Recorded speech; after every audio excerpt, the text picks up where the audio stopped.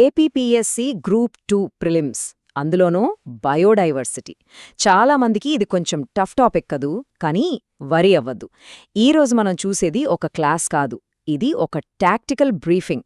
మార్కులు ఎలా పక్కాగా తెచ్చుకోవాలి, ఎగ్జామినర్ మనల్ని ఎక్కడెక్కడ బోల్తా కొట్టించాలని చూస్తాడో ఆ ట్రిక్స్ అన్నింటినీ ఎలా ఎదుర్కోవాలో చూసేద్దాం.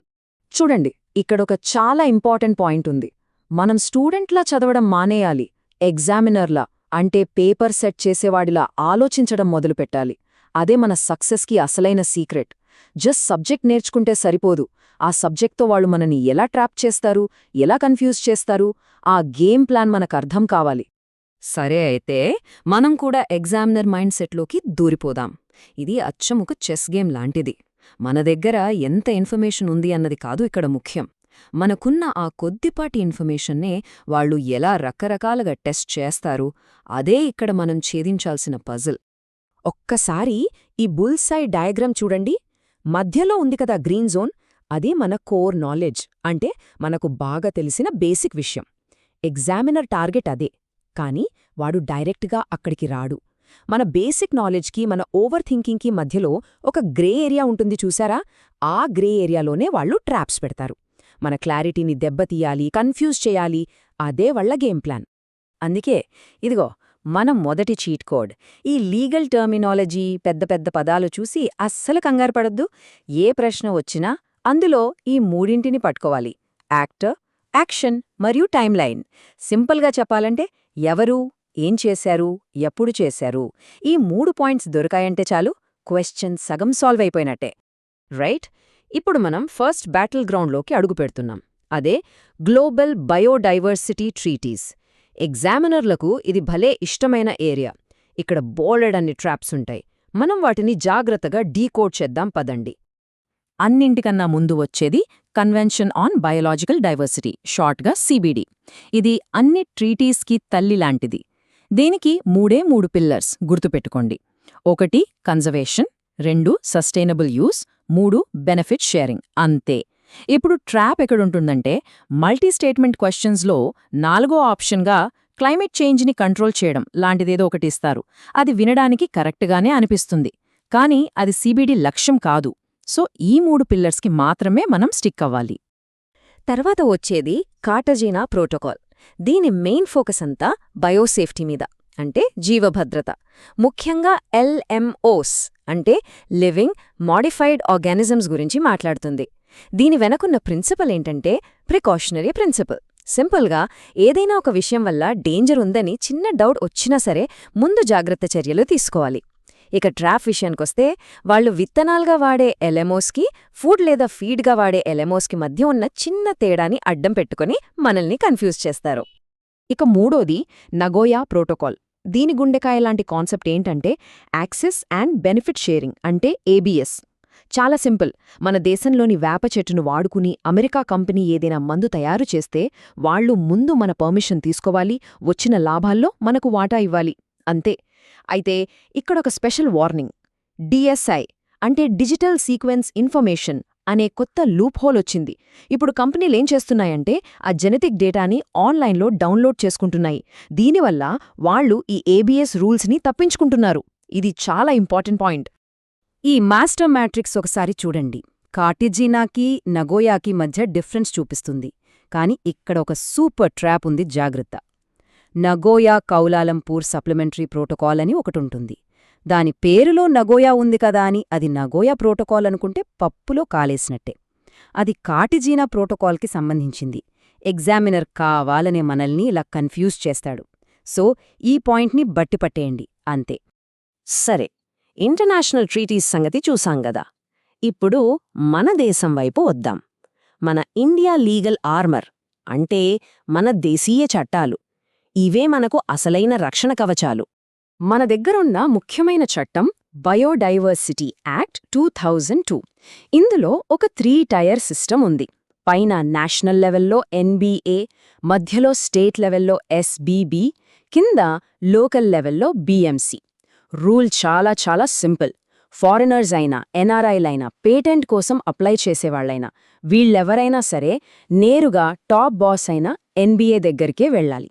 ఇప్పుడు AR క్వశ్చన్లో ట్రాప్ ఎలా ఉంటుందంటే, లోకల్ రీసోర్సెస్ కాబట్టి ఫారెనర్ స్టేట్ బోర్డ్ పర్మిషన్ తీసుకుంటే చాలు అని అంటారు. అది తప్పు. ఫారెనర్ అంటేనే అతను ఎప్పుడైనా ఎన్బీఏకే వెళ్ళాలి. ఇది గోల్డెన్ రూల్. ఇక మన next weapon traditional knowledge digital library అంటే టీకేడిఎల్. ఒకప్పుడు మన పసుపుకి వేపకి ఫారెన్లో పేటెంట్లు తీసుకున్నారు, గుర్తుందా? అలాంటి బయోపైరసీని ఆపగానికే ఇది. మనమేం చేశామంటే మన ఆయుర్వేదం, సిద్ధ, యునాని లాంటి వాటిల్లో ఉన్న జ్ఞానాన్ని ఇంగ్లీష్, జపనీస్ లాంటి ఫారెన్ లాంగ్వేజెస్లోకి మార్చి వాళ్ల పేటెంట్ ఆఫీసులకే పంపించాం. సో ఇకపై వాళ్ళు మన వాటిని కాపీ కొట్టలేరు. అయితే ఇక్కడ ఒక ఇంపార్టెంట్ వార్నింగ్. టీకేడిఎల్ ఏర్పాటు అనేది నగోయా ప్రోటోకాల్ వల్ల తప్పనిసరి అయింది అని క్వశ్చన్ వస్తే అది 100% తప్పు. ఇది పూర్తిగా మన సొంత ఐడియా, మన ఇనిషియేటివ్. ఓకే, ఇప్పటిదాకా మనం గ్రౌండ్ వర్క్ చేశాం. ఇప్పుడు అసలైన యాక్షన్లోకి దిగుతున్నాం.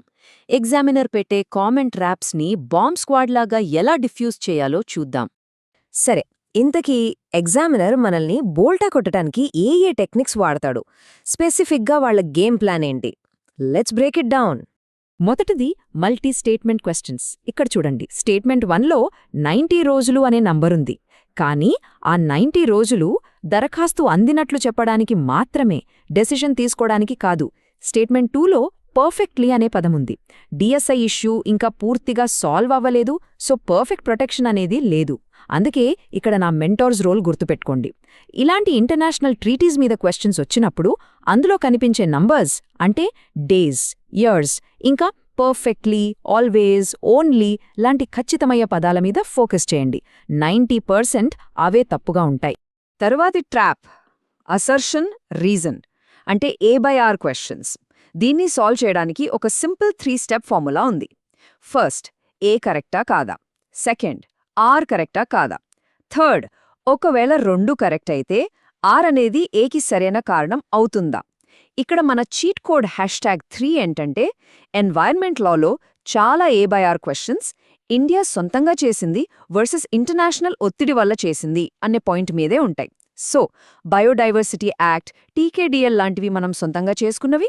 ఇలాంటి తేడాలు కరెక్ట్గా తెలుసుకుంటే ఈ క్వశ్చన్స్ చాలా ఈజీ. ఇది కొంచెం డిఫరెంట్ ట్రాప్. దీన్ని పర్సనాలిటీ బేస్డ్ లేదా ఆడ్ వన్ అవుట్ ట్రాప్ అనొచ్చు. మన బయోడైవర్సిటీ యాక్ట్ ప్రకారం లోకల్ ప్రజలు, వైద్యులు, హకీంలు వీళ్లకు కొన్ని మినహాయింపులుంటాయి. ఎగ్జామినర్ ఏం చేస్తాడంటే ఈ ముగ్గురితో పాటు 4వ ఆప్షన్గా కమర్షియల్ పేటెంటింగ్ కోసం రీసెర్చ్ చేస్తున్న ఒక ఇండియన్ సైంటిస్ట్ అనిస్తాడు. ఒక్క మాట గుర్తుపెట్టుకోండి, ఎక్కడైతే కమర్షియల్ అనే పదం వస్తోందో అంటే డబ్బు, లాభం అనే ఉద్దేశం ఉంటోందో అక్కడ ఖచ్చితంగా రూల్స్ వర్తిస్తాయి. సో అదే మన ఆడ్ వన్ అవుట్. ఇక డేటా బేస్డ్ ట్రాప్స్. ఈ నంబర్స్ చూసి కంగారు పడొద్దు. ఇక్కడ మొబిలైజ్డ్ అమౌంట్ అంటే సమీకరించిన మొత్తం 216 కోట్లుంది. డిస్ట్రిబ్యూటెడ్ అమౌంట్ అంటే పంచిన మొత్తం 139 కోట్లుంది. ఎగ్జామినర్ సింపుల్గా ఈ 2 నంబర్లని తారుమారు చేస్తాడు. స్టేట్మెంట్లో 139 కోట్లు సమీకరించి 216 కోట్లు పంచారు అనిస్తాడు. ఇక్కడ మన చీట్ కోడ్ #2 ఏంటంటే కామన్ సెన్స్. సమీకరించిన మొత్తం ఎప్పుడూ పంచిన మొత్తం కన్నా ఎక్కువే ఉంటుంది లేదా సమానంగా ఉంటుంది, అంతేగాని తక్కువ ఉండదు. ఈ సింపుల్ లాజిక్ చాలు. ఫైనల్గా బాగా చదివి ఎక్కువ ఆలోచించే వాళ్ల కోసం కొన్ని స్పెషల్ ట్రాప్స్ ఉంటాయి. అందులో మొదటిది కొలాబరేటివ్ రీసెర్చ్ అనే పదం చూడగానే దానికి మినహాయింపు ఉంటుందని అనుకోవడం. కానీ సెంట్రల్ గవర్నమెంట్ ప్రత్యేకంగా అప్రూవ్ చేస్తే తప్ప దానికి కూడా రూల్స్ వర్తిస్తాయి. రెండో ట్రాప్ సావరెన్ రైట్స్ అంటే సార్వభౌమాధికారం అనే పదం చూడగానే ఒక దేశం ఏ కారణం లేకుండా ఎవరినైనా ఆపేయొచ్చని అనుకోవడం. అది కూడా తప్పే. నగోయా ప్రోటోకాల్ ప్రకారం దేశాలు క్లియర్ అండ్ ట్రాన్స్పరెంట్ రూల్స్ పెట్టాలి తప్ప ఇష్టమొచ్చినట్టు చేయకూడదు. రైట్, ఇప్పటివరకు మనం చర్చించుకున్నదంతా ఇప్పుడు ఒక్క చోటికి తెద్దాం. ఇది మన ఫైనల్ చీట్ షీట్. మీ సక్సెస్కి ఇదొక అల్టిమేట్ ప్లేబుక్ లాంటిది.